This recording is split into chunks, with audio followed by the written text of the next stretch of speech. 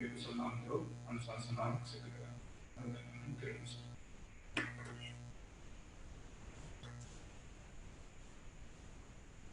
Venerable members of Mahasangha, dear friends in Dharma, this afternoon at the Great Lakes Buddhist Vihara, a very special event is taking place. For that event, about 10 people have come and joined. These 10 include the three families who are inviting the Venerable monks to take the rains retreat here at the monk residence of the Great Lakes Buddhist Vihara.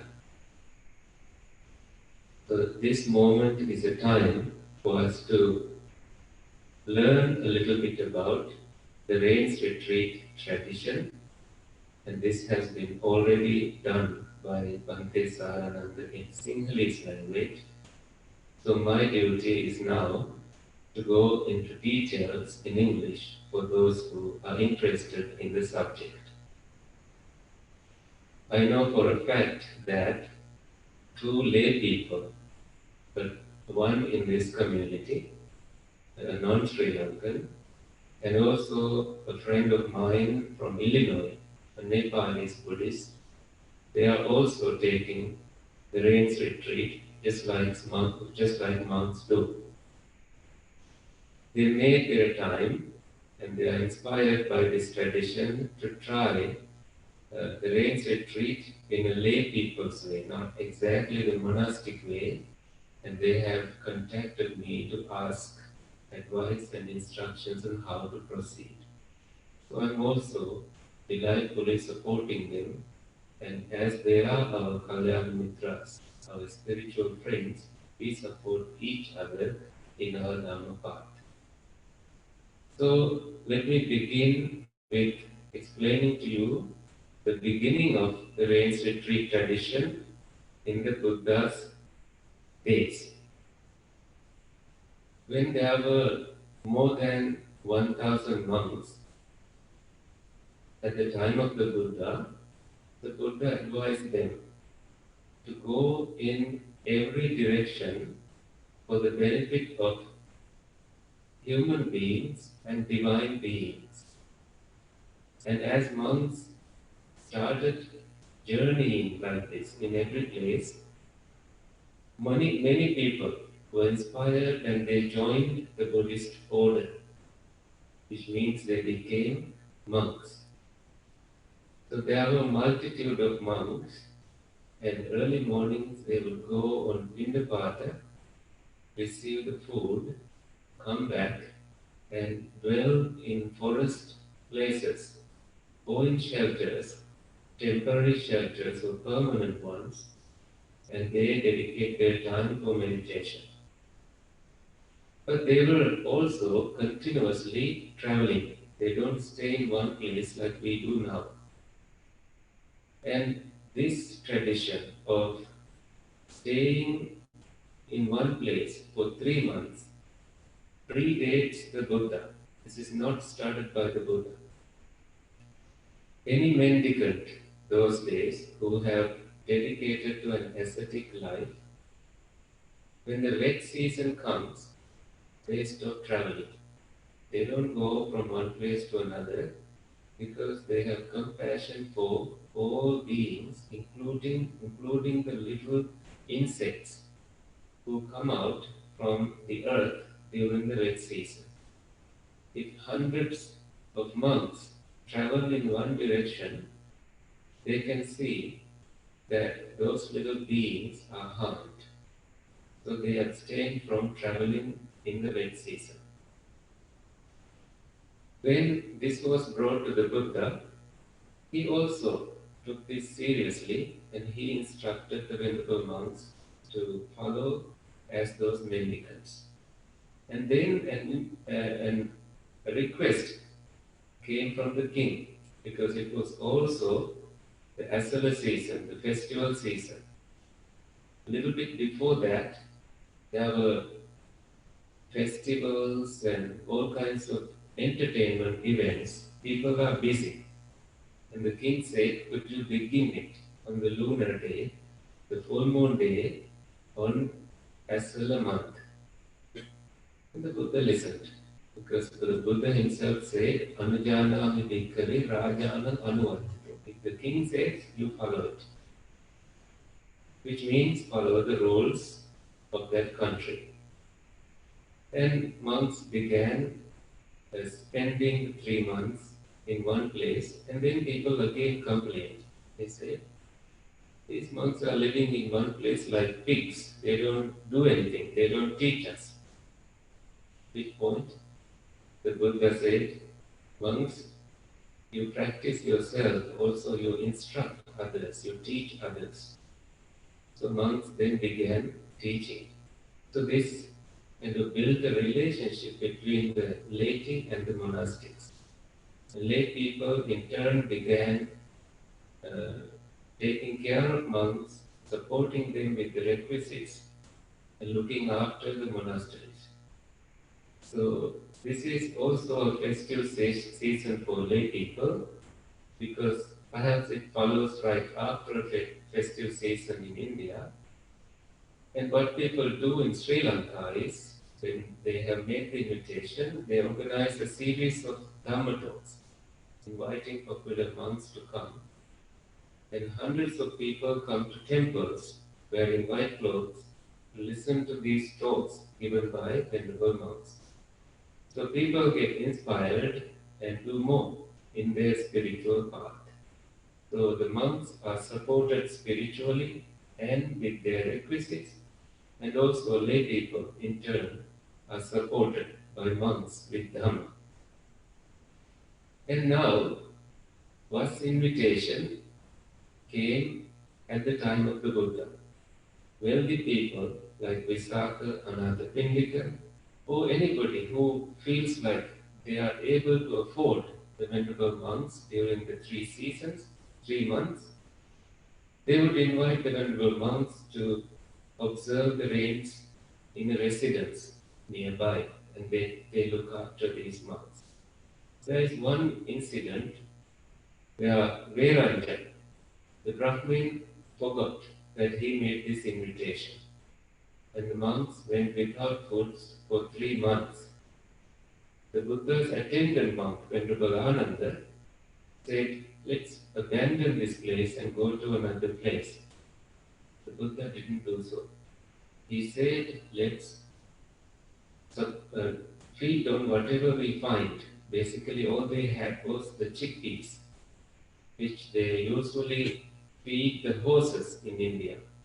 The Buddha ate horse food and remained in that place, because had he left, I think Veranda Brahmin will hear the news and will be very sad, and it would affect him psychologically for lifetimes. So out of compassion towards him, the Buddha remained in that place. I know you won't be like him. When you make this invitation, you are going to remember it. You are going to continue coming to us and making sure that we are well supported. You also become a source for the larger community in this area, as they will be contacting you, asking if monks needed anything, or if we can do anything. Are we allowed to do this? Can we come? Can we do this? Also because this is the COVID time, and people are concerned about the restrictions.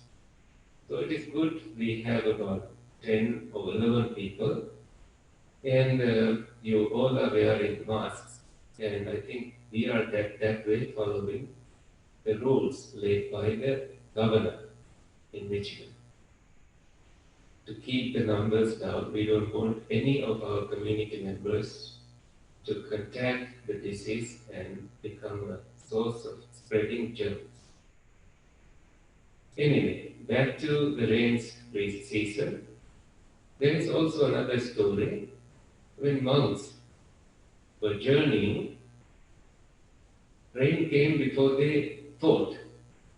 They thought the rain would come a little later, but it came before.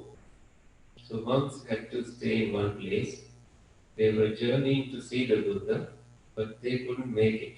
So they spent the 3 months in one place, just about 3 or some short distance from where the Buddha was. And again, having finished the rains retreat, they went to see the Buddha, but it rained again. When it rained, their robes got wet. So the monks really went through a lot of troubles. And the Buddha's female supporter, a great supporter, a wealthy woman named Visakha, happened to see this. She was at the monastery when these monks came in wet robes. And she said, please allow these monks to use an additional robe, because the rule at that time was that monks could wear 3 robes. One include this robe, an additional one for sleep purpose and other purposes, which is a little bit thicker than this one, and also an underrobe. These were all the possessions they had besides the bowl. Now things have changed a little bit, but still simple compared to how luxurious some people tend to be in the outer world. And when this was made as a request, then the Buddha said, okay, rain's cloth can be offered, which is why we put that Vasisalva in, where is that? It's there, that will be offered later. So that's part of the Tirikaras, requisites offered to the monks. And this has become a tradition. Now people would offer one of the 3 robes, whether it's a robe or a bathing cloth or something. They have this additional thing to support them in case they get into trouble. Now, nowadays, here in the United States, we should do this in the winter, because that's when we have hardships in traveling. We should spend some temples have, like Bhante Gunaratana in Bhavana Society in West Virginia, he does that, kind of fitting to the environment. But because we follow the tradition the way we can, we want to keep this rule, because all the high ordained monks, Upasampada monks, must keep this precept. So we do it anyway, whether it rains or not. But there are some areas where it doesn't rain in these 3 months, because of we traveling and we happen to be in places where there is no rain in the 3 months. So it's not practical, but we still do it because the Buddha didn't change the rule. He said you still keep it. And so we monks, and there are things associated with it, that monks make a determination to practice hard, dedicate more time for meditation, avoid getting into social functions, and only think of Dhamma. This was already explained to us by Bhante Sarana.